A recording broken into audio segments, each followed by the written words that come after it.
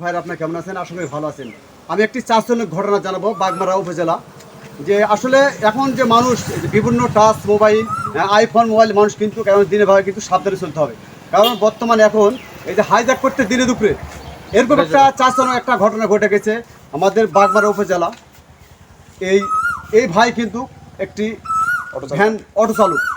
ইনি কিন্তু অটো চালক, এনাকে একটা অপরিচিতকে বলে ভাই আমি ভবানীগঞ্জ উপজেলাতে যাব, এনার কাছে একটা টাচ পয়েন্ট ছিল প্রায় 22,000 টাকা দাম।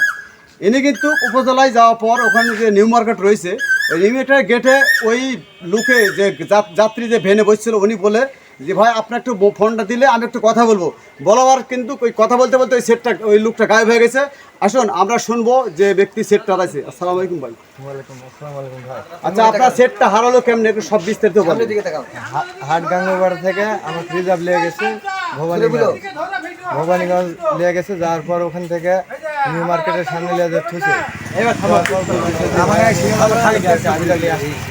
একটু দাঁড়ান, তো আমি ওখানে দাঁড়াইছি।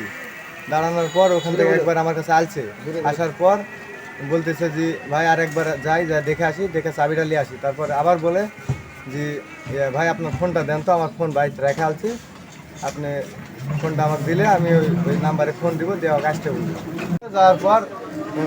যাওয়ার পর পরে ফোন দিচ্ছি, দেওয়ার পর উনি নাম্বার বন্ধ দিছে, যে বলতেছে যে একবার ফোন চালু করে বলতেছে যে একবার ব্রিজের ওদিকে আসো, একবার বলতেছে দেউলার মোড় আসো। আসার পর পরে ফোন বন্ধ করে দিয়েছে, দেওয়ার পর ওর সাথে আর যোগাযোগ।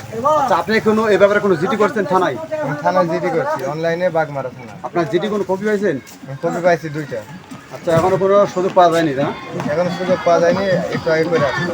তবে আমি প্রতিটা লোককে অনুরোধ করবো, আপনারা যারা অপরিচিত গাড়ি, আপনারা দিনে ভাগে যারা গাড়ি অপরিচিত লোকে যারা ভাড়া নিতে চায়, আপনারা এই ভাড়া থেকে সাবধান থাকবেন।